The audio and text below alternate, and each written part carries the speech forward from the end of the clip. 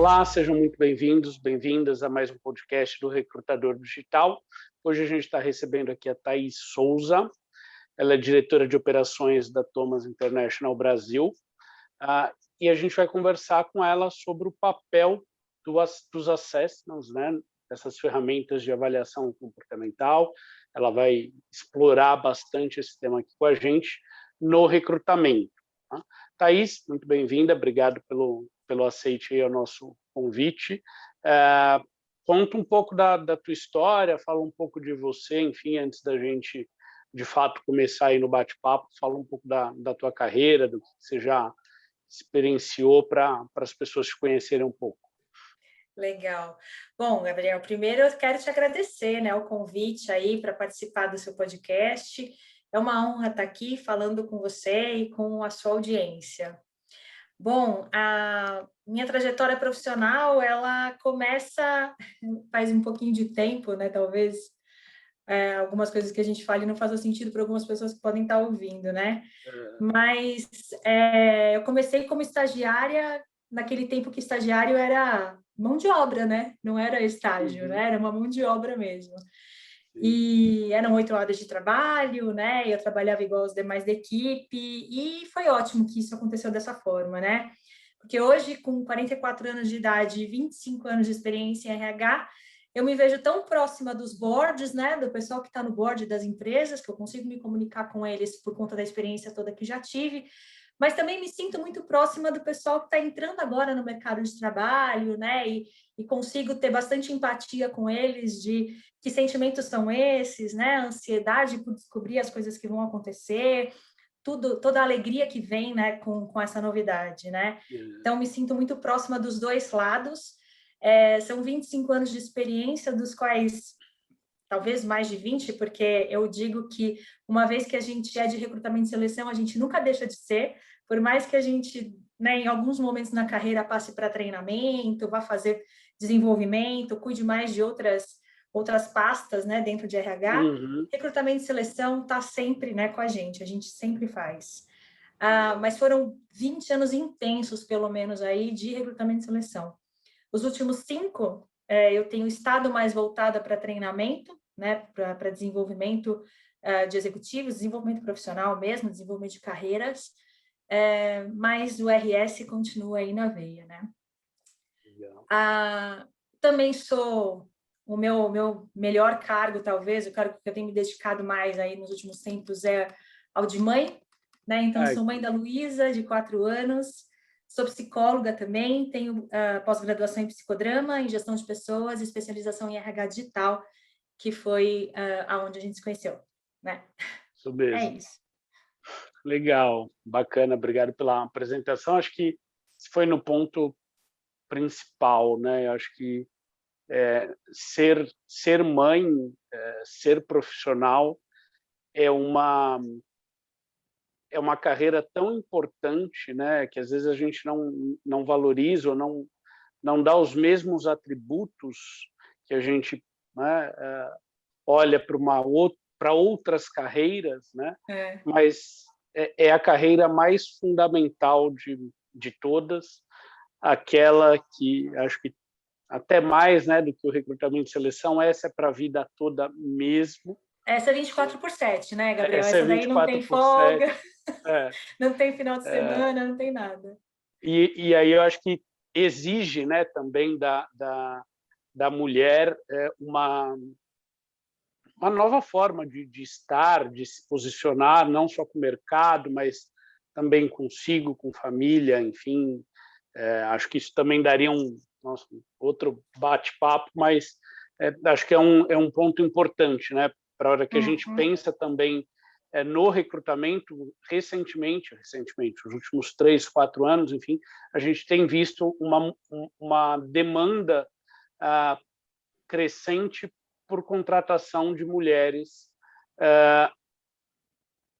após ali o período de gestação, né? Programas exclusivos de contratação. E eu acho que isso é muito significativo. Experiências como, salvo engano, da Kibon ou da Nestlé, agora não lembro exatamente a marca, que adotou 2 diretorias para preservar, né, a questão da gestante, uma diretora que, enfim, depois que voltou da licença, queria, né, se desligar, e a empresa falou, não, diminui a demanda, a gente vai ter uma outra pessoa que vai ser par, tal, e concilia essas duas coisas.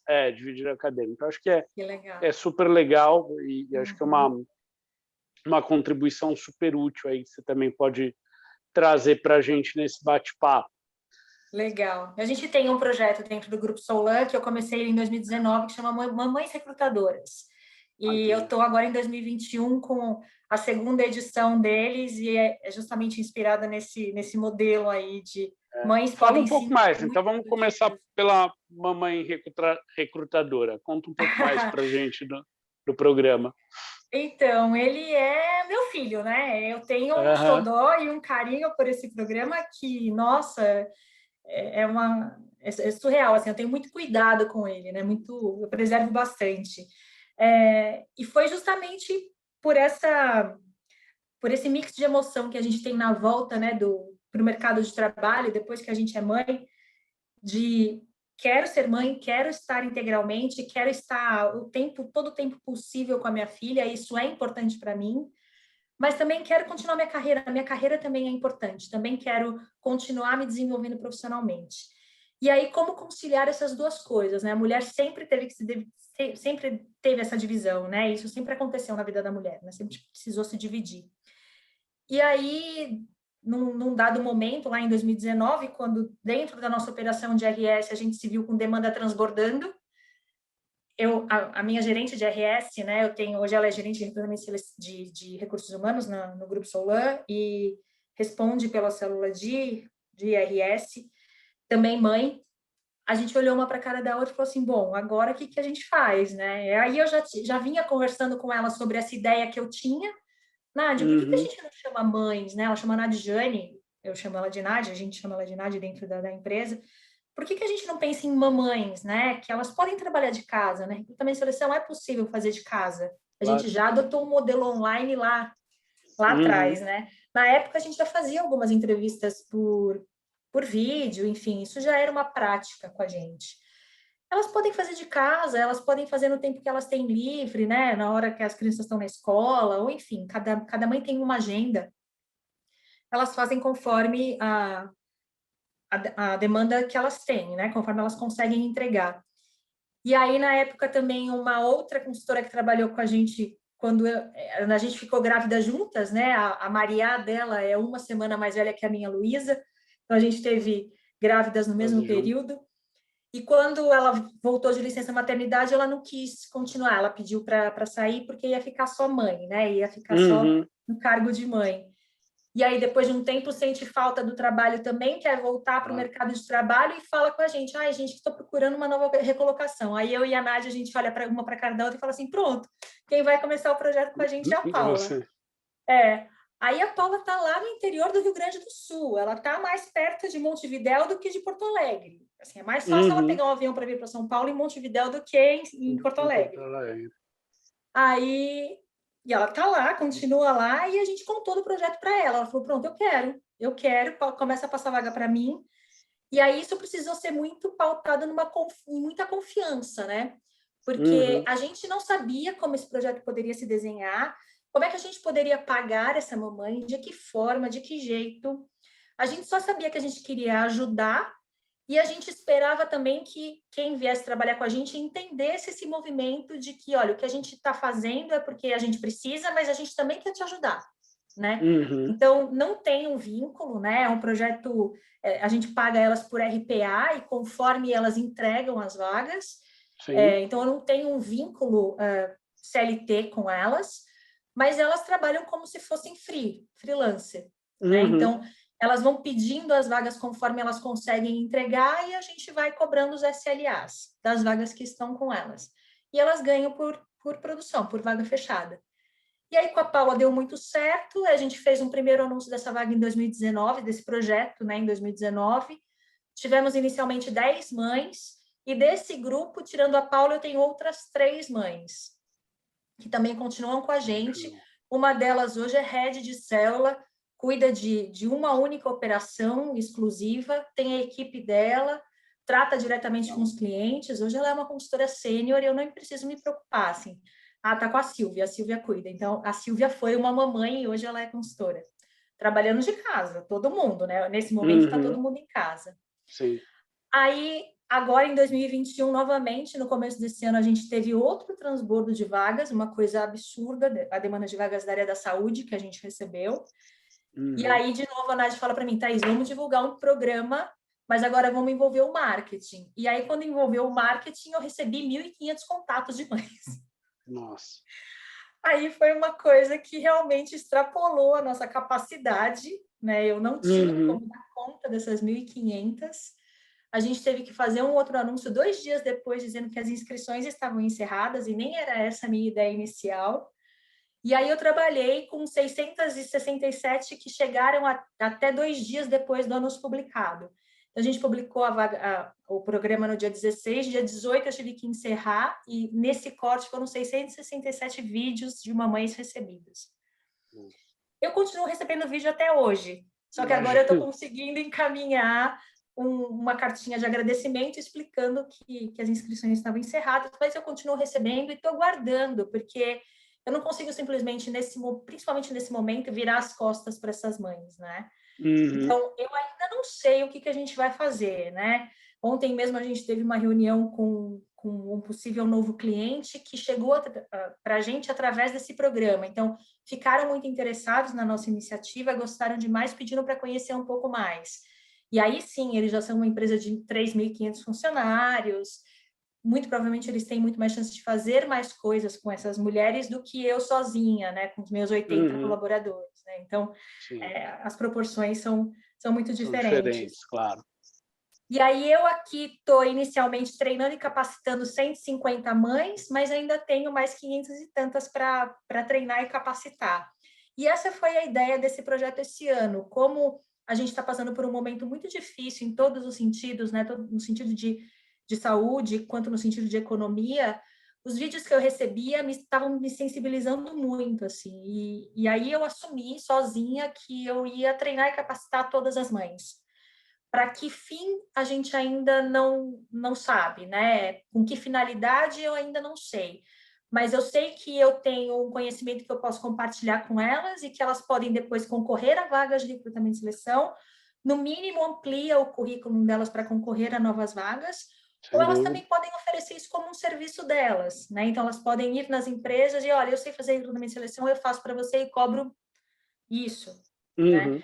Então, elas ficam treinadas e capacitadas para fazerem isso, porque nem essas 150 iniciais, essas 150 mães que eu estou treinando agora, nesse momento, eu tenho condição de absorver no meu time, né? Eu tenho condição de absorver 10, 15, acredito que seja o máximo, né? Justamente porque a gente não tem uma super estrutura, eu não sou uma super empresa, né? Eu sou uma consultoria, temos 80 funcionários e estou sozinha eu hoje cuidando dessas mães. Mas as demais a gente pretende, quem sabe uma parceria, quem sabe essa empresa que conversou com a gente ontem também tem outros contatos e possa se juntar com outras empresas, esse projeto possa ficar mais conhecido, enfim, outras empresas têm interesse em absorver essas mães. Por isso que eu falei que todas que eu continuar recebendo, eu vou continuar guardando, porque eu acredito que em algum momento a gente vai conseguir encontrar recolocação para todas elas, ou pelo menos capacitá-las melhor para que elas possam concorrer a novas vagas. E aí é isso, o projeto me deixou muito, muito feliz esse ano. Não, sensacional. Eu acho que depois a gente até fala um pouco mais sobre essas possibilidades. Ontem, inclusive, num bate-papo ali no Instagram, numa live, eu falava exatamente sobre isso, né? Sobre a oportunidade que eu tenho visto nos últimos anos no mercado de recrutamento, de atuar exatamente dessa forma, né? De forma mais autônoma, né? E algumas plataformas, enfim, acho que não vou ficar aqui falando delas, mas acho que a gente pode pensar como um marketplace que conecta oferta e demanda. Isso, né? Então, isso já ocorre hoje, né? Já tem algumas plataformas especificamente voltadas para recrutamento e seleção, então elas podem se conectar a essas plataformas e elas vão recebendo, né? Enfim, as pessoas que se conectam a essas plataformas, em termos de remuneração, é exatamente isso. Olha, é conforme entrega, né? Isso. Hoje, e acho que se a gente olhar, eu sempre falo que as coisas aqui no Brasil elas tendem a demorar um pouco mais do que demora para acontecer lá fora. Né? Mas quando você olha lá fora e vê um movimento forte, é questão de tempo. Hoje, nos Estados Unidos, de 35% a 40% dos empregos estão no que a gente chama de gig economy. Portanto, líquido e certo que nós, aqui no Brasil, vamos caminhar a um passo mais ou menos lento, mais ou menos, né? A gente não é muito célere, salvo quando bate na porta mesmo e tem que ser, aí tem que fazer, aí sai todo mundo fazendo de uma hora para outra, como foi o caso, né, do home office, do trabalho remoto. Eu já podia fazer desde 2010. Não é algo que a gente pôde fazer em 2020. Mas a gente ficava demorando. E o gestor, como é que vai lidar com a equipe? Como é que vai motivar? Como é que vai, né, controlar tempo? Ok, agora tem que fazer e todo mundo está aprendendo ou aprendeu a fazer. Exato. Então, eu acho que tem um mercado muito interessante para recrutadores, recrutadoras, né, com esse nicho, né? Seja para quem está numa situação de desemprego ou sem um vínculo formal, seja para aqueles que têm um vínculo formal, mas querem, mas têm uma disponibilidade de tempo e querem ali, eu não quero pegar 10 vagas para fazer, mas se eu pegar uma, duas por mês, está ótimo. Sim, né? sim. Isso me complementa em termos de renda e também experiência. Então, acho que tem aqui um mercado potencial, de fato, muito grande.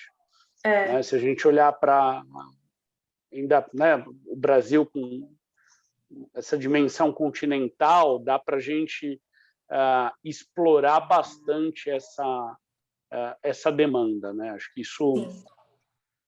E hoje, a hora que você pega, por exemplo, a remuneração de um recrutador, ela está ali na faixa de uns 4, 5 mil reais, né? Então, e se a gente fosse pensar em média nacional, nossa, excelente. Então, acho que aqui tem uma oportunidade de mercado que não é todo mundo que está vendo. Acho que é bom saber que existem iniciativas como essa que formam, capacitam pessoas, porque acho que, no fundo, é isso que a gente precisa, né? Aproximar as pessoas das oportunidades do mercado de trabalho, capacitá-las para essas oportunidades. Né? Quer falar? Não, e aí o que eu percebi, assim, que o grupo desse ano ficou um pouco diferente do que aconteceu no primeiro, em 2019, porque como foram muitas mães, eu acabei subdividindo elas em grupos de 10, né, para que eu também conseguisse dar conta de todas, né, porque diferente de 2019 que eu tinha a Nádia e a Paula comigo, esse ano eu não tenho, porque elas estão lá também com 1.500 vagas para dar conta das entregas, né, então eu não consegui que elas viessem comigo inicialmente para os treinamentos, né, com as mamães.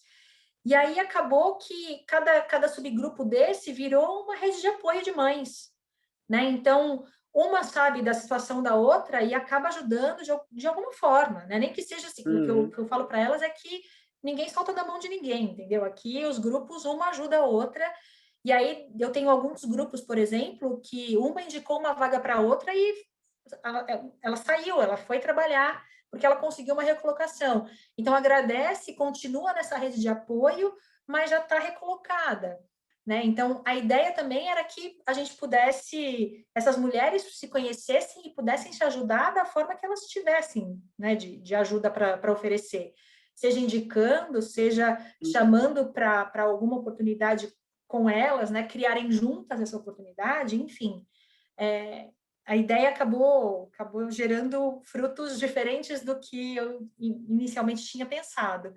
E eu estou muito feliz com isso, né? Isso tem me deixado bem feliz mesmo. Que bom, que bom. Acho que isso é muito forte, né? É, Principalmente entre mulheres mães, essa coisa da rede de apoio, da força do coletivo. Sempre que eu tenho oportunidade de conversar com mulheres nessa situação, né, da maternidade, isso fica cada vez mais claro, né? A força desse grupo e desse apoio coletivo, porque eu acho que é isso, né? Por mais que nós, homens, enfim, ou outras pessoas que não mulheres mães, por mais que a gente apoie, por mais que a gente tenha ali uma postura muito diferente da tradicional, tem coisas que só passando, só só vivendo, sendo para só saber. sendo, né? Então eu acho que isso faz muita diferença mesmo. Essas redes de apoio, elas suportam em todos os sentidos, né? Seja daquele mais básico de acolhimento, seja a novas oportunidades. Eu acho isso super rico. E acho que pensando, né, voltando um pouco para o nosso tema ali inicial, o que são, né, os assessments? Né? Às vezes a gente fala muito pelo menos no recrutamento, né, é comum a gente ouvir assessments, testes de personalidade, ferramentas, DISC, MBTI, tem uma sopa de letrinhas aí que a gente ouve na área de recrutamento. Eu queria que você começasse falando um pouco disso. O que são esses assessments, o que são essas ferramentas, para que elas servem? Tá. Bom, primeiro que é bom a gente começar pelo conceito, né? Então, assessment é avaliação, né? Então, assessment serve para a gente fazer uma avaliação, para a gente conhecer a pessoa um pouco mais daquilo que ela está apresentando ou além do currículo dela, né? No caso do recrutamento. E aí existem vários tipos, né, de avaliações. Existe avaliação de comportamento, de aptidão, de habilidade, de inteligência geral. Existe avaliação de inteligência geral, emocional, de personalidade, situacional, enfim, há uma infinidade aí de avaliações, tá? E quando a gente fala de processo seletivo, né, quanto antes eu colocar uma avaliação, melhor. Né? Quanto antes eu inserir algum tipo de avaliação no meu processo seletivo, mais rápido e assertivo vai ser o meu processo. Tá? Então, os assessments ou as avaliações, os testes, eles apoiam o recrutamento, eles ajudam o recrutamento a ser mais rápido e assertivo.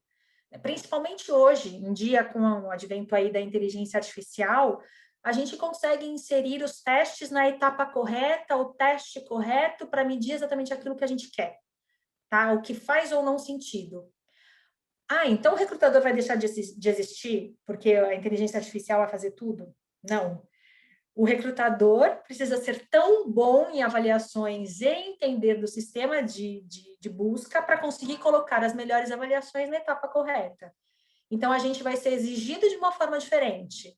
Né? A gente, recrutador, vai ser exigido de uma forma diferente. Mas o trabalho do humano vai continuar sendo essencial. Tá? E a análise e o olhar, né, cuidadoso de que candidato tem quais as competências necessárias para determinada vaga em determinada empresa, continua sendo uma sensibilidade do indivíduo, daquela pessoa que está avaliando. Então, no nosso caso, no caso do recrutador. Ótimo. Concordo 100%. Eu acho que o papel, eu falo isso, né? O papel do humano é cuidar da experiência, é ser cada vez mais humano. A gente não vai ficar olhando de forma tão contundente para o processo em si, mas para a jornada, né? Para a experiência. E aí, uma na tua fala, né, você traz vários tipos, diversos diversas formas de avaliar, diversos objetivos de avaliação, né? Quando, como, por que eu escolho essas avaliações, né? Então, porque acho que isso é um ponto importante. A gente tem, chuto, centenas, talvez milhares de assessments que mensuram, que avaliam N competências de N formas. E muitas vezes essas formas não são nem comparáveis, porque, né, é mais ou menos assim, você fala, tá, mas são duas frutas, tá, uma é abacaxi, outra é manga. Falo, Isso.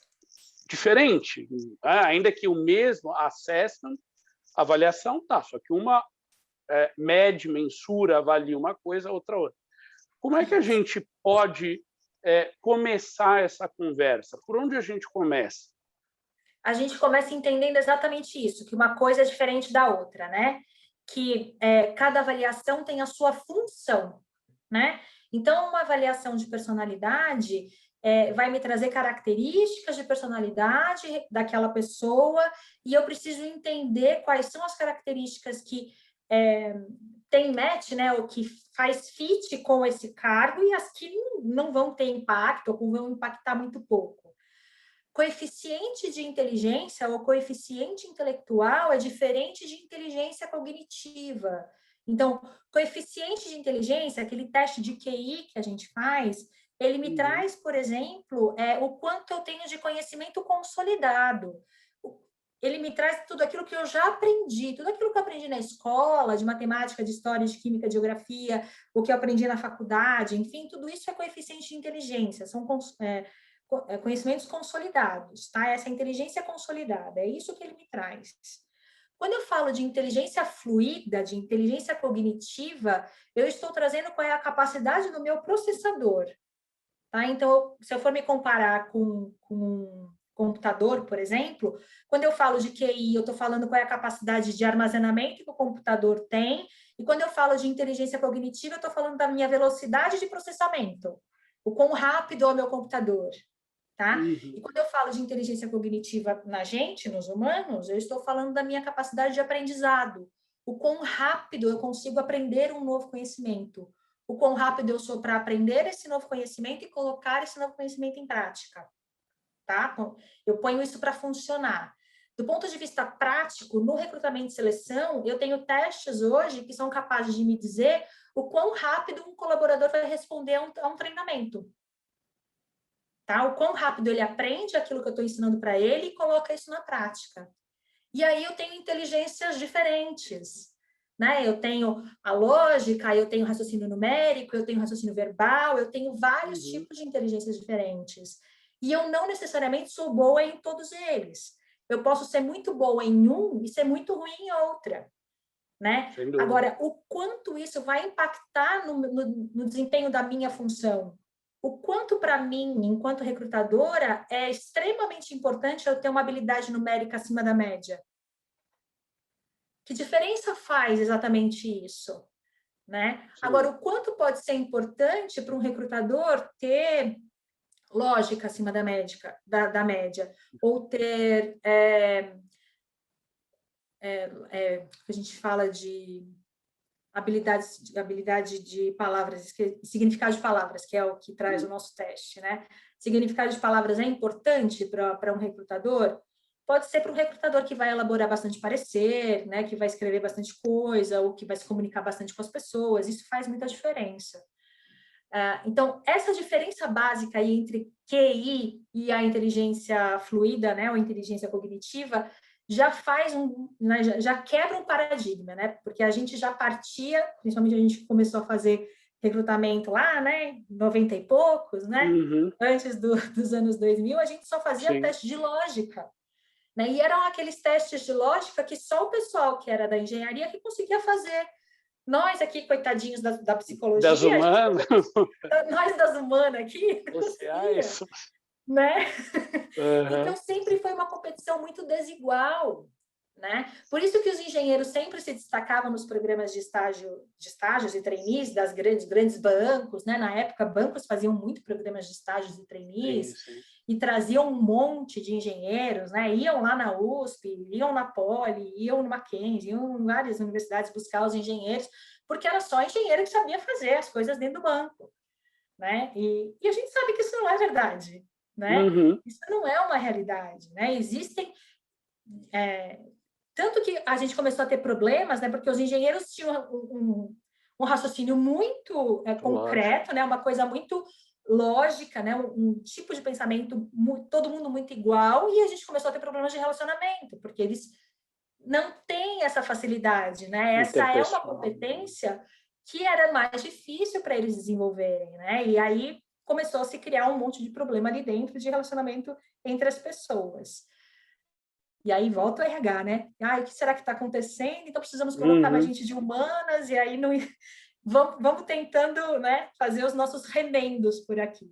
Sim. E aí, quando a gente sabe que teste que a gente está usando, para qual finalidade, tudo isso diminui, né? Eu tenho um impacto muito menor depois que a pessoa entra, e eu consigo já saber quais são as atividades ou as tarefas que ela vai conseguir cumprir com tranquilidade, e aonde podem ser as tarefas que eu, enquanto gestora, vou ter que trabalhar mais, vou ter que me empenhar mais no desenvolvimento dela, porque eu já sei que aquilo é um gap para ela, aquilo é uma dificuldade, ela pode ter mais dificuldade para trabalhar com aquilo. Quando eu somo tudo isso, personalidade, coeficiente intelectual, inteligência emocional, inteligência cognitiva, eu tenho um conjunto que me traz, que ajuda a compor o comportamento dessa pessoa. Como ela se comporta? É somando todas essas caixinhas aí, né, que é uma diferente da outra, quando eu coloco tudo isso num conjunto, traz para mim algumas características do que pode ser o comportamento dessa pessoa, tá? Dessas pessoas. Então, quando eu insiro, né, eu te dar um pouco mais de estatística aqui, né, te dar um pouco mais de dados, a gente tem um estudo que mostra o que eu vou ganhando, quanto que eu vou ganhando, conforme eu vou colocando os testes no meu processo seletivo. Quando eu faço uma avaliação só do currículo, ou que na época a gente chamava de grafologia, eu não ganho nada, tá? Eu tenho 0%, eu continuo avaliando absolutamente nada dessa pessoa. Uhum. Quando eu faço uma avaliação do currículo dela, né? Eu somo o currículo dela, essa grafologia, por exemplo, eu tenho 0,16% de chance de acertar na contratação dessa pessoa, tá? Da contratação dessa pessoa ser certa. Quando eu insiro um teste de personalidade e comportamento, eu já ganho 41%, ou seja, eu tenho um ganho já muito grande quando eu insiro apenas mais um teste, tá? Então, a grafologia que hoje em dia, eu nem sei se existia, eu sei que existe, mas eu acho que é zero utilizado hoje em dia. Sim. Quando eu somo na minha análise de currículo um teste de personalidade e comportamento, eu já ganho 41% de acerto, de chance de acertar na contratação dessa pessoa. Quando eu incluo mais uma entrevista por competência, eu aumento isso para 51%. E quando eu incluo um teste de inteligência cognitiva, eu aumento isso para 65%. Então, você pensa, eu colocando na etapa correta o teste correto, eu tenho chance de acertar que essa pessoa vai ter um desempenho dentro do esperado de 65%. Né? E hoje em dia, o que a gente mais vê é as empresas colocando o teste na última etapa, lá depois que o gestor já gostou, e é aí que eu vou descobrir que a pessoa não tem um monte de coisa que eu precisava. Né? Aí volta todo o recrutamento e a gente fala, vai começar a trabalhar a vaga tudo de novo. Né? Enquanto que se eu colocasse lá no começo, o gestor já ia conhecer a pessoa que está absolutamente pronta para começar. Né? Eu ganhei velocidade e ganhei assertividade no processo seletivo. Esse estudo é a régua de Smith? É o estudo que você usou? Smith Hunter, de 1998, é isso mesmo. Ótimo. Não, legal. Também utilizo bastante. É um estudo bem completo sobre... Né? E eu acho que aí você foi num ponto super importante, né? Porque muitas vezes eu vejo as pessoas olhando para essas ferramentas como algo prescritivo, né? Como algo que é quase como um carimbo, né? Falou, então fulano é isso.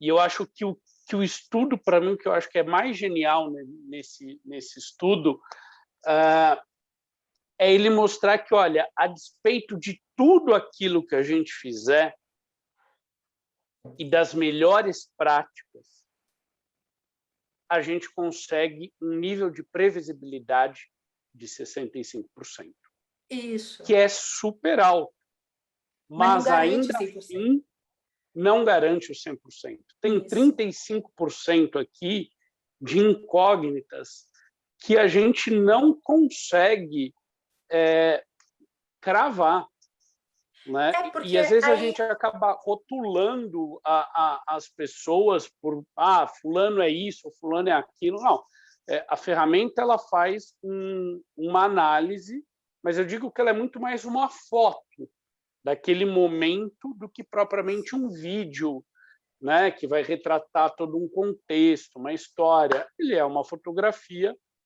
daquele momento. Isso. Né? E que, claro, algumas têm maior ou menor impacto, dependendo daquilo que você está vivendo, da situação, né?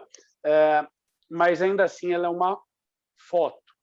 Isso. Né? Então, até porque, né, Gabriel, a gente ainda tem o momento de entrada dessa pessoa na empresa, como que ela é recebida, como que ela é treinada, como que ela é capacitada, é apresentado o que é esperado dela, do cargo, da função, para onde a empresa vai. Quer dizer, tudo isso foi participado para essa pessoa? Ela tem consciência de quais são os pontos fortes que ela tem com o cargo, com a empresa, né? O match que ela tem, e aonde estão seus gaps, o que ela pode melhorar, onde ela pode desenvolver, quem vai apoiar, em que prazo. Tudo isso são variáveis que a gente não controla depois da entrada dela. Né? Quer dizer, a gente aqui, enquanto consultoria, até pode ajudar os nossos clientes e fazemos isso, sabemos fazer isso.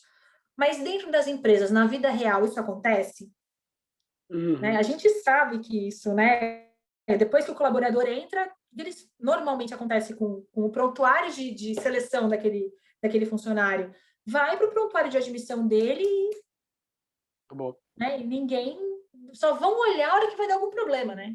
A hora que dá algum problema, né? O que deu lá no DISC dele, né? Mas vocês não tinham visto isso lá, né? O gestor sempre vem, né? Cadê o RH que não tinha visto isso? Exatamente. Né? Então, aí só vão resgatar a hora que a coisa saiu do trilho. E aí um ponto que também me chama a atenção é que quando você faz toda essa análise, né, da utilização dos assessments, me parece ter uma importância muito grande a análise ou a descrição, pelo menos básica ali, do cargo ou das competências, porque se eu vou avaliar, eu estou avaliando o quê? Né? Qual é por que eu preciso avaliar, de repente, competências de relacionamento interpessoal para um gerente? É no mesmo nível de proficiência que eu vou analisar, por exemplo, para um estagiário? Não é, provavelmente. Né? Mas o quão isso é claro, como fica isso na experiência de vocês como consultoria? Porque aí imagino que deve ter todo tipo de cliente, daquele que tem uma estrutura já muito mais preparada para lidar com tudo isso, daquele cara que fala, cara, o que esse cara faz? Ele faz o que tem que fazer, a gente nem sabe direito o que ele faz. Né? E que você que fornece ali um job description mínimo, né, que muitas vezes nem reflete a realidade, né? Você fala, não, você vai fazer isso aqui, mas dá uma semana não está fazendo nada daquilo que foi dito, ou, enfim, que estava num papel. Então, como fica essa questão do job description e o quão isso é importante num mundo em que as funções, aquilo que a gente faz, de fato, muda cada vez mais rápido, né? Porque se você fosse falar 10, 15 anos atrás, era até relativamente tranquilo. Eu falei, cara, ó, estou te contratando, você vai fazer isso, isso, aquilo, aí daqui 5 anos, isso, aquilo, num nível mais complexo. Isso. Hoje, acho que, além de impossível, é quase uma perda de tempo você dizer, né, que daqui a 5 anos o cara vai estar fazendo a mesma coisa. Não, não vai. Mas se ele foi contratado para fazer dentro daquele escopo, como os assessments podem ajudar a gente a pensar nessa carreira que não é nem 5 anos, eu diria que você já conseguir ter um nível de previsibilidade de 2, 3 anos, já está excelente. 5 anos é um chute, né? Futurologia. Então, a gente sempre gosta de orientar os nossos clientes que a gente, para o PPA, por exemplo, que é baseado na metodologia DISC, a gente tem como fazer o cargo, né? Então, para quem é nosso cliente, quem já fez os nossos treinamentos, que a gente dá treinamento de certificação para todas as cargo, começa fazendo o que, do ponto de vista comportamental, é importante para aquele cargo, tá? Já descreve ali, já vamos fazer, então, é como se fosse o PPA do cargo, tá? Como se fosse o DISC do cargo. Porque também a nossa ferramenta permite integração com outras plataformas de busca de candidatos e ali ela consegue já inserir dentro da plataforma dela, de gestão das vagas dela, né, da recrutadora, e já traz o match ali, o quanto que ela tem de aderência, quanto que o candidato tem de aderência com o cargo do ponto de vista comportamental. Então, isso já existe, já a gente, dentro da Thomas, do Grupo Solan, a gente utiliza para as nossas contratações e, assim, por experiência própria, dá muito certo, faz muito sentido, ganha muita velocidade, depois que a pessoa entra também, faz todo sentido, ela desempenha de acordo com o que a gente esperava que ela desempenhasse, tá? Ela corresponde. Então, a gente sempre orienta para isso. Para as demais avaliações que a gente tem, por exemplo, o DIA, que é a avaliação de inteligência fluida, né, aquela que eu contei do processador, o quão rápido é o meu processador, a gente também pede para o nosso cliente, ele divide em 5 inteligências, tá? Significado de palavras, visualização espacial, lógica, velocidade de percepção e cálculo e precisão. Dessas 5, a gente pede para ele elencar quais são as 3 principais, tá? O que para aquele cargo é essencial que ele tenha no nível médio alto, tá? Que a pontuação dele seja alta. Então, ele vai eleger, por exemplo, significado de palavras, lógica e velocidade de percepção. Ele tendo essas 3 acima da média, ok. As outras 2, para a gente, quase que não tem significado, quase que não traz nenhuma, não tem nenhuma importância significativa para aquele cargo. Tá? Então, aí a gente também consegue eleger, né, elencar no sistema quais são as facetas, né, que o candidato tem, se dão ou não match com o cargo. Tá? Então, tudo isso é importante que a gente leve em consideração. Na inteligência emocional, são 15 facetas. Tá? Então, ele traz 15 facetas diferentes. Também a gente pede para ele... E na inteligência emocional, tem ali também um parênteses que a gente precisa fazer, porque inteligência emocional, a gente está falando de emoção. Emoção não tem boa ou ruim. Então, o que eu preciso é saber se eu estou fazendo uso daquela emoção no momento correto, né? Se eu estou fazendo uso dela no momento correspondente àquela emoção, eu estou fazendo bom uso, né? Se eu estou fazendo uso da emoção no momento que não é correto, então eu estou fazendo uso errado, né? Então, ele não tem bom ou ruim, eu só preciso aprender a lidar com ele. Então, o resultado que ele traz também, o percentil que ele traz, tem bom e ruim, né? Então, a gente treina e capacita os nossos clientes para entender que resultado é esse. Porque quando vem resultado numérico, todo mundo já acha que aquele número que está ali é uma nota, né? E não é uma nota, ele é um percentil. Ele te compara a uma amostra populacional. Como é que você está com a amostra populacional daquela ferramenta, tá? E aí, até que as pessoas consigam compreender isso, a gente leva pelo menos mais da metade do treinamento aí, né? E aí, quando a gente vai dar o feedback, explicar isso para alguém também, as pessoas sempre olham para aquela... Se eu tive um percentil baixo, né? Elas já acham que então eu sou emocionalmente burra. Não, não existe isso, né? Você não é Uhum. emocionalmente burra. Muito provavelmente você está fazendo uso positivo das suas emoções, ou você está fazendo uso negativo das emoções que deu muito alta, né? Então, eu tenho positivo e negativo das minhas emoções terem dado muito alta ou muito baixa, né? O ideal é que eu consiga ficar dentro de uma média, né? Que eu consiga fazer, que eu consiga administrar, gerir bem as minhas emoções de acordo com a situação.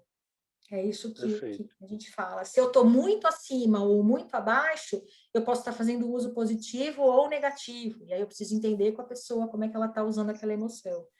Então, para o cargo também, é importante, por exemplo, falando de inteligência emocional em si, é importante para um gestor de RH ter empatia alta, ter empatia acima da média? Para uma empresa pode ser que sim, para outra empresa pode ser que não. Como é que ela lida com a empatia? Porque a empatia pode ser muito positiva para eu conseguir entender o ponto de vista do outro, para eu conseguir entender a dor do outro, mas se eu, enquanto RH, só fico ali na dor dele, como é que eu cumpro o meu papel a hora que eu tenho que fazer um desligamento? Né? Uhum. Então, é preciso entender tudo isso e a gente faz isso, né, com os nossos clientes. A gente coloca situações reais, né? Porque a primeira coisa que passa pela cabeça de todo mundo é que sim, o RH tem que ter empatia, tem que ter empatia acima da média. A principal característica de um RH é empatia acima da média. Ah, é? Por quê?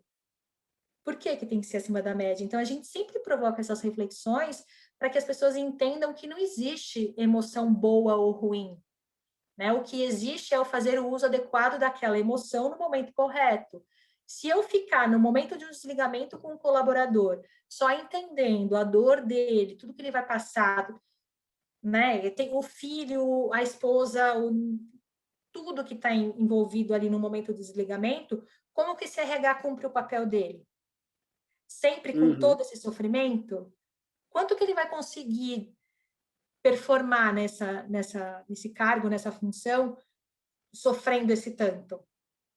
Sem Né? dúvida. Então, é por isso que o treinamento do inteligência emocional, né, que é a nossa ferramenta Take, ela vai um pouco além da análise da ferramenta, né? A gente aprofunda um pouquinho mais a questão de emoção, sentimento, para que serve, o quanto que a gente nunca foi treinado para isso, o quanto Uhum. que isso nunca foi uma questão até agora, né? Agora que as escolas começam a falar, agora que os desenhos começam a trazer a questão da emoção, porque até então isso não era uma questão, né? A gente cresceu ouvindo Engole esse choro, a gente cresceu Uhum. ouvindo Menina não fala isso, a gente cresceu ouvindo Menino não chora, né? A gente cresceu ouvindo tudo isso. Sem Então, dúvida. sentimento não era uma pauta na nossa geração. Hoje em dia passa a ser. Então, a gente começa a ter que pensar tudo diferente. E não é diferente com gestores que estão hoje à frente das suas equipes, assumindo aí, principalmente nesse momento de pandemia, né? Tantas crises, tanta coisa que envolve emoção, e eles estão aí nesse momento também sem saber como lidar. Então, nesse momento, a gente tem sido demandado também muito para isso, né? Como é que eu acompanho um colaborador que está apresentando questões emocionais? Tá, vamos ver então o take dele, como é que tá, né? O teste de inteligência emocional dele, como é que tá? E a gente nunca entra onde não é a nossa seara, né, Gabriel? Então, assim, o que que eu tenho? Eu tenho hoje algumas ferramentas que podem te apoiar, podem te suportar na gestão dessa pessoa. Questões relacionadas a crises de ansiedade, síndromes do que quer que seja, não é a alçada da Thomas, não é a alçada da Solano. Então, a gente tem como indicar parceiros que façam isso de maneira remota, a gente conhece algumas empresas que cuidam aí da saúde psíquica, saúde emocional dos colaboradores, de uma forma remota ou presencial, como queiram, mas Uhum. não é aonde a gente entra, tá? Ótimo. E eu acho que isso já dá gancho para a gente pensar na próxima questão, né? É, quando quando eu ouço, né, você falando de todos esses conceitos, né?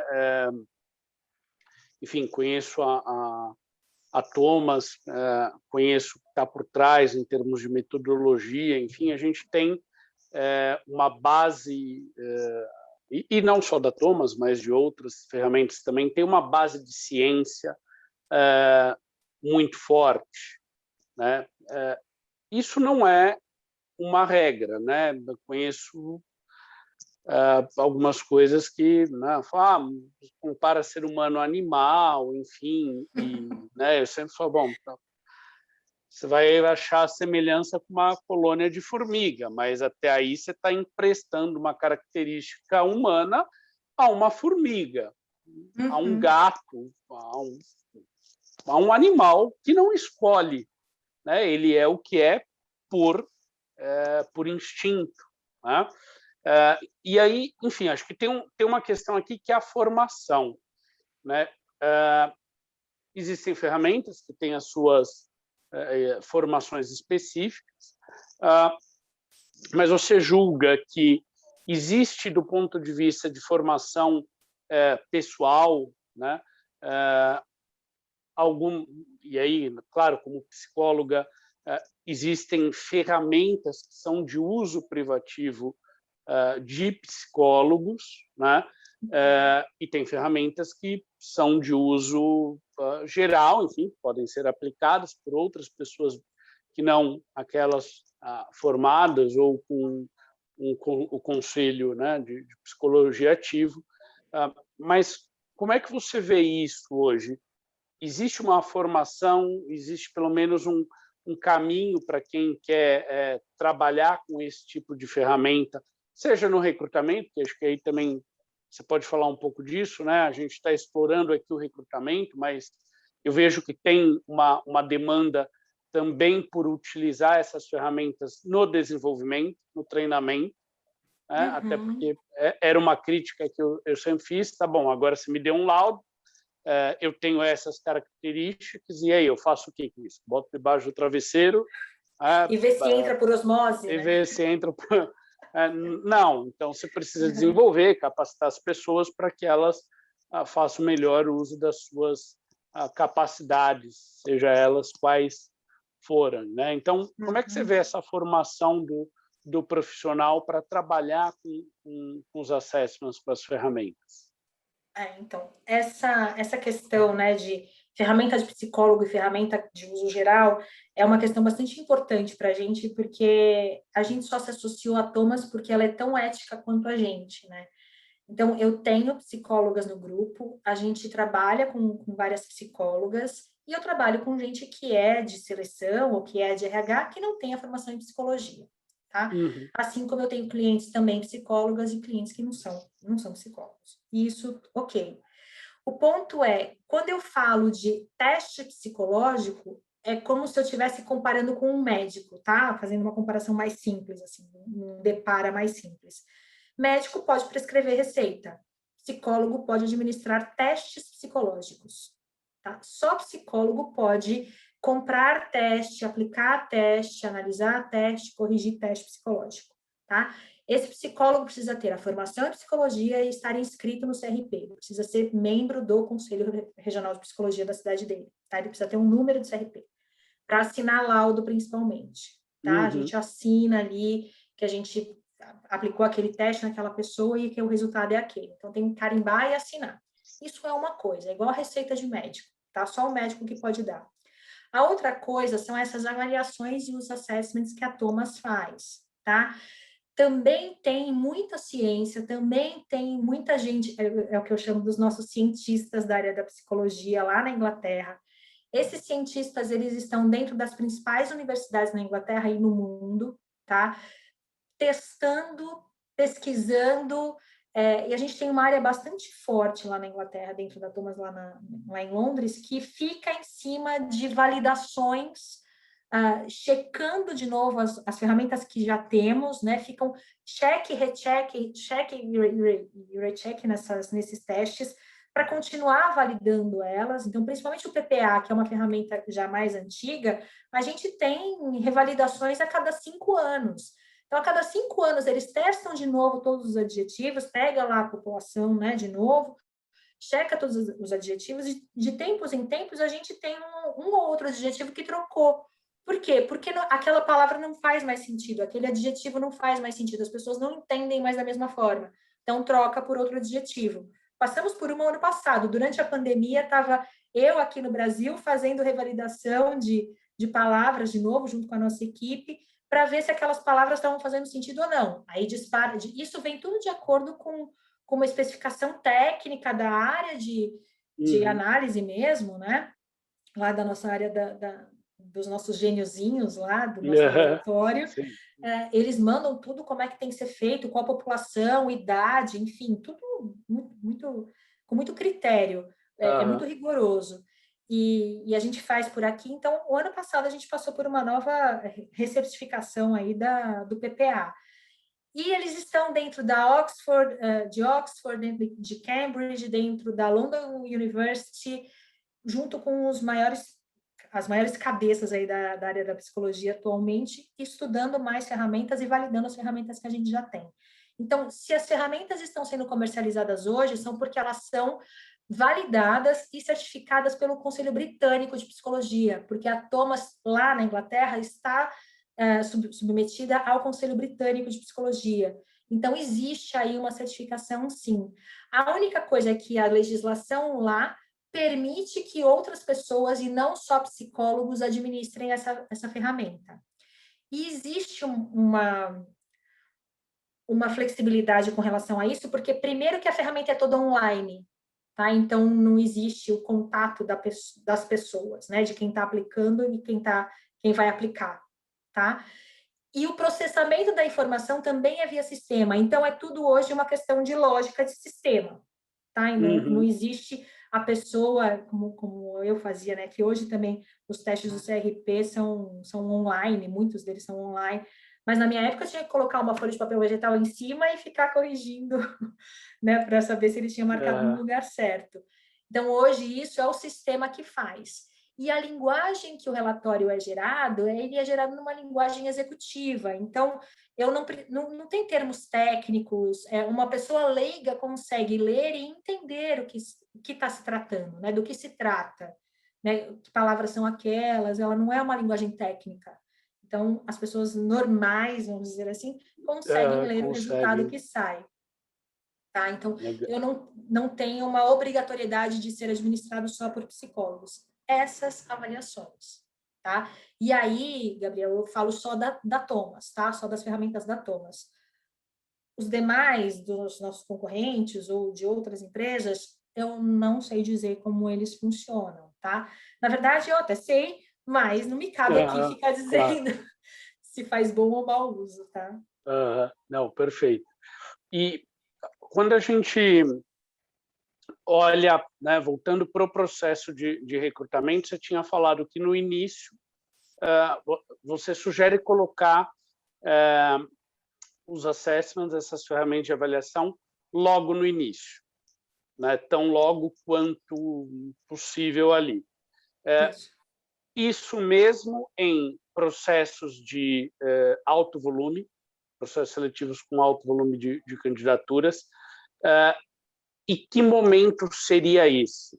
Logo após a triagem do currículo, ou a gente já coloca de cara para todo mundo, preencheu ali os requisitos básicos mesmo, né? Aquelas 3, 4 condições que são inequívocas, já aplica. Quando exatamente a gente aplica o assessment, ou pelo menos o primeiro, entendendo que a gente pode ter mais do que um, obviamente. Isso, Quanto antes eu colocar no meu processo seletivo, mais eu minimizo o impacto do viés inconsciente, tá?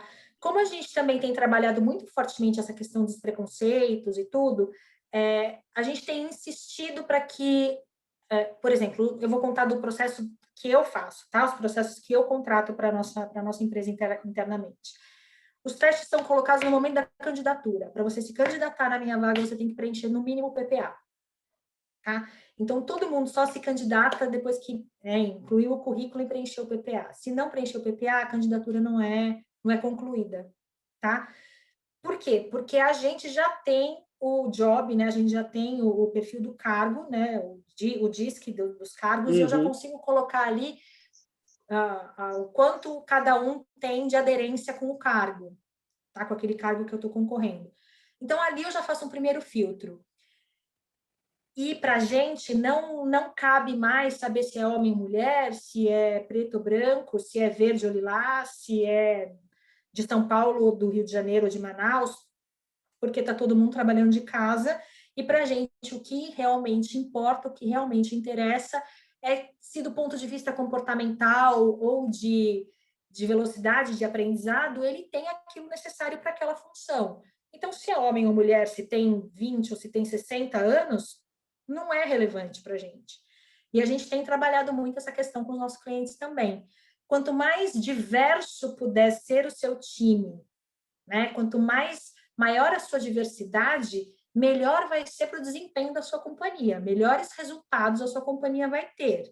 E para isso, você precisa trabalhar de acordo com o que é esperado para cada função, né? E não se a pessoa é homem ou mulher, se tem 20 ou se tem 40, né? Essa não é uma questão, né? Tem pessoas de 20 que podem desempenhar muito bem uma determinada função, que até ontem era desempenhada por alguém de 60. E existe alguém de 60 que pode desempenhar tão bem uma função que até ontem era desempenhada por alguém de 20. Então, essas questões a gente procura, quanto antes eu colocar no processo seletivo, mais eu diminuo essa questão do preconceito e do viés inconsciente, porque é fato, né? Nós temos os nossos preconceitos e esses viés estão aí o tempo todo. Então, antes eu coloco, melhores são os candidatos que eu vou ter, e a hora que eu chegar lá na frente, que é o que eu costumo fazer, que eu vou abrir o currículo para eu ver se aquele currículo é um homem ou uma mulher, que experiência que ela tem, enfim, é um candidato que já está tão aderente à minha vaga que essas questões não fazem sentido mais eu olhar, tá? E aí vai para cada empresa tem o seu processo, né? Cada empresa funciona de uma forma. A gente tem funcionado muito bem desse jeito, tá? Para a gente tem dado muito certo fazer o fit entre o que é esperado em termos comportamentais para o cargo, que a pessoa atenda. Então, eu posso ter de 1 a 5 estrelas, uma estrela e 2 estrelas não atendem, 3 estrelas atende parcialmente, a partir de 4 estrelas começa a atender bem, tá?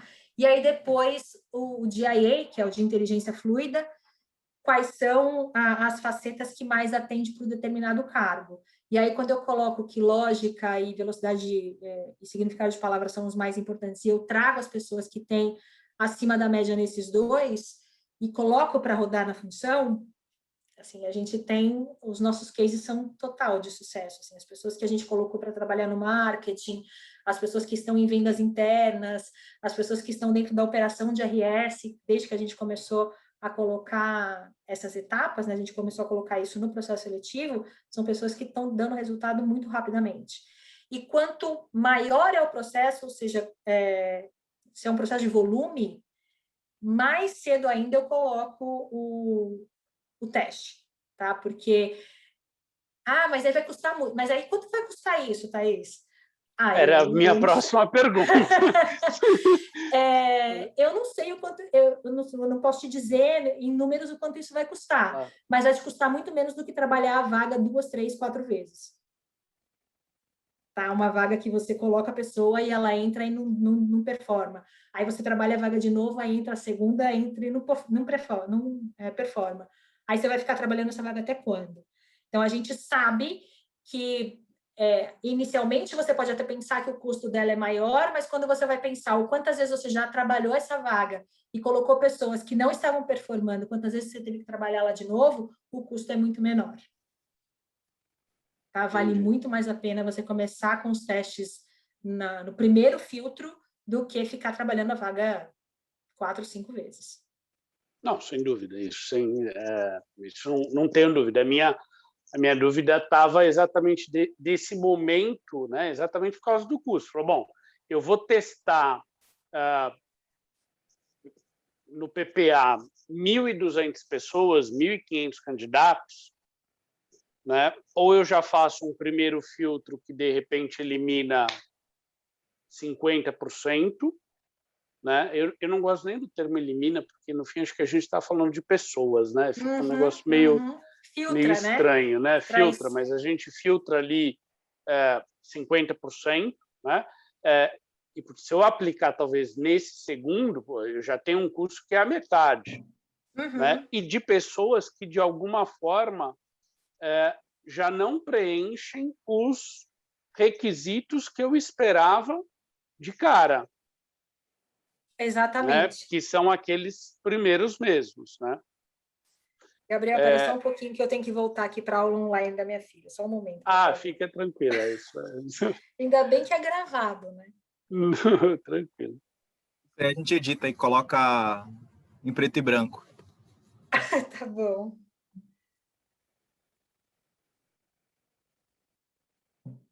Aqui, já vai entrar.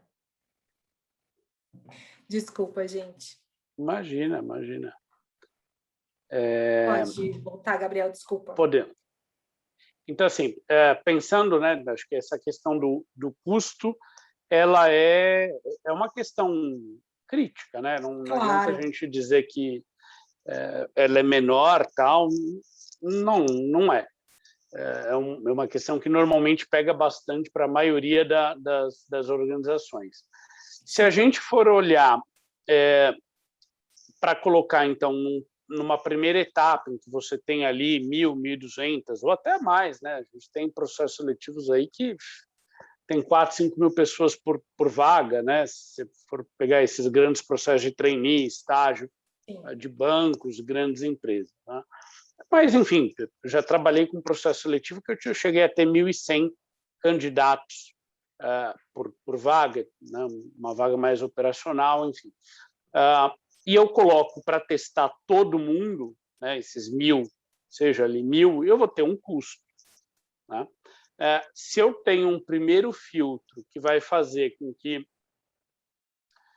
naquele momento, eu já filtre metade ou 40%, né, eu vou ter um custo, em tese, 40% menor, né? A grande provocação é que eu acho que nem sempre a gente identifica quais são os filtros essenciais no primeiro momento, né? Eu falo, exato. O que tem que ter que, de fato, vai separar, vai fazer a primeira triagem, né? Porque, senão, a gente pode aqui ter um custo também muito alto. Como é que os clientes de vocês têm feito, né, essa relação?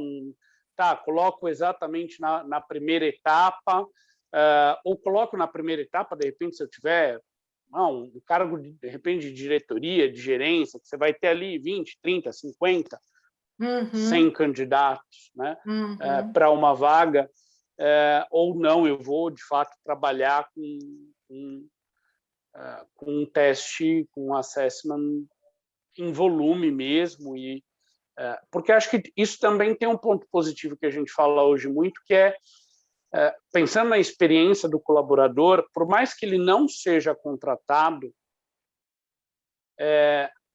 o que eu sempre digo é que ele precisa sair melhor daquele processo do que ele entrou. Isso.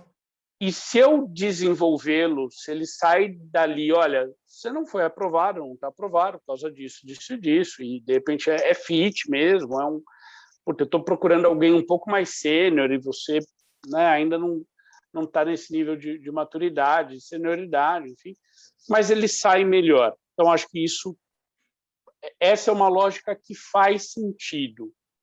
Para mim, isso é RH, né? Eu trabalho com RH, mas olhando muitas vezes do ponto de vista organizacional, né, um CEO ou alguém que olha mais números, cara, isso é uma conta, né? Como é isso para os clientes? Como é que vocês têm visto? Tem melhorado ao longo dos anos? Tem mantido um determinado nível? Como é que está? Acho que principalmente para programas de estágio e trainee, um dos cases que a gente tem de maior sucesso é de um grande banco que a gente fez com o DIA, que é essa ferramenta de velocidade de aprendizado, né, de inteligência fluida, que eles fizeram o DIA no começo do processo deles, foram mais de 1.500 inscrições que eles tiveram, e o projeto foi um sucesso, tá? Foi muito bom.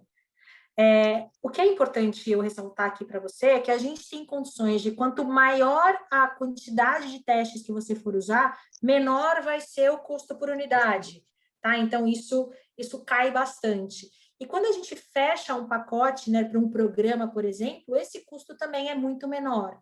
Tá? Então, a gente tem condições hoje de negociar com os nossos clientes conforme os projetos, conforme a quantidade. Hoje, as nossas ferramentas estão disponíveis no marketplace do vagas.com, por exemplo.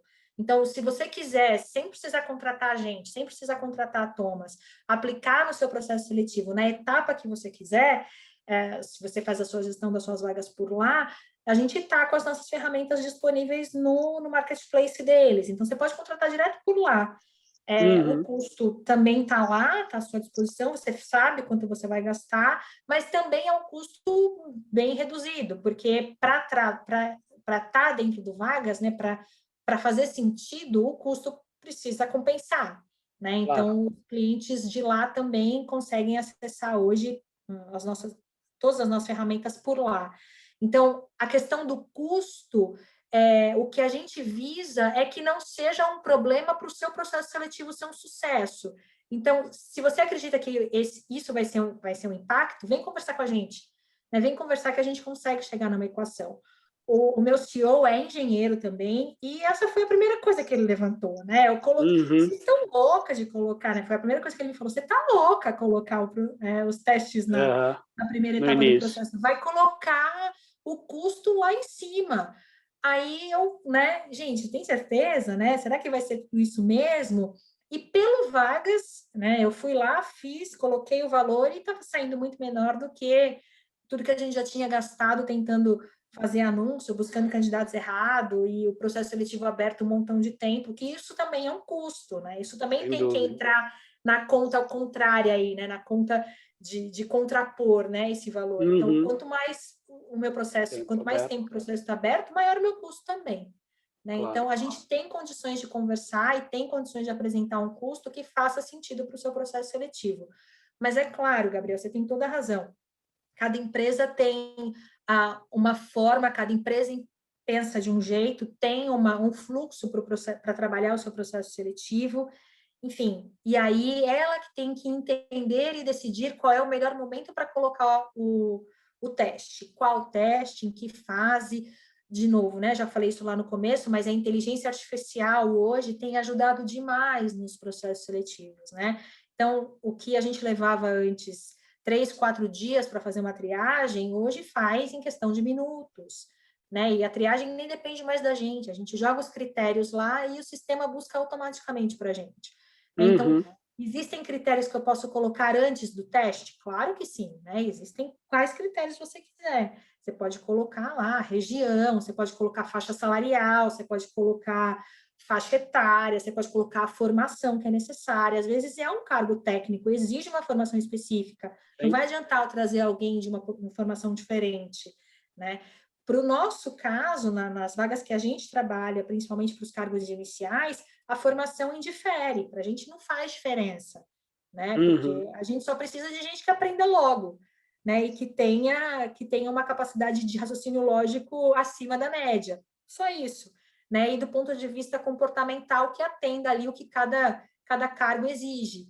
Então, para a gente não... Por isso que faz mais sentido a gente colocar logo no começo.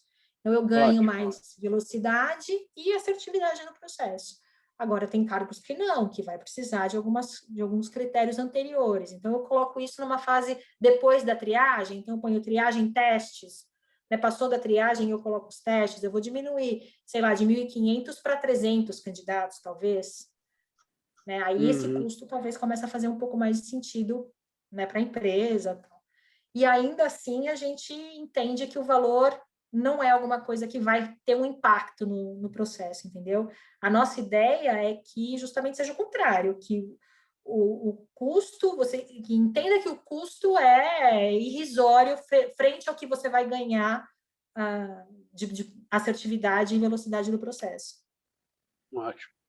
Legal, Thaís. Puxa, a gente acho que já está conversando aí um pouco mais de uma hora, eu me perdi aqui um pouco no tempo, acho que a gente ficaria mais horas aí conversando, mas super obrigado aí pelo bate-papo, acho que foi super rico, a gente conseguiu cobrir uma série de assuntos relevantes quando a gente fala, né, sobre a utilização dos assessments, das suas várias ferramentas nos processos seletivos. Eu acho que esse é um tema cada vez mais relevante, porque cada vez mais importante, como você destacou agora no final, não é a formação que é mandatória. É óbvio que você estiver falando de um médico, de um advogado, de um enfermeiro, de um engenheiro, enfim, mas isso não é um diferencial. É requisito obrigatório. Exato.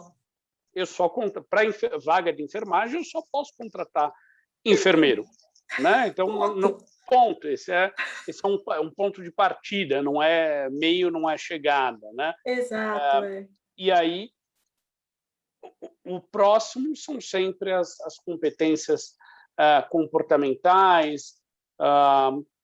Acho que cada vez mais essa questão da aprendizagem, né, da cognição, porque, enfim, cada vez menos a gente contrata a mão de obra de alguém para contratar, né, o cérebro, enfim, as capacidades cognitivas das pessoas. Isso já é, pelo menos dos grandes centros. É claro que, enfim, o Brasil é um país continental, a gente tem diferenças gritantes em todos os termos, enfim, mas acho que quando a gente fala, né, dos grandes centros, a gente está caminhando para esse trabalho mais intelectual, e que aí a utilização dessas ferramentas, né, ela ganha uma importância muito grande. Então, acho que você conseguiu cobrir isso muito bem.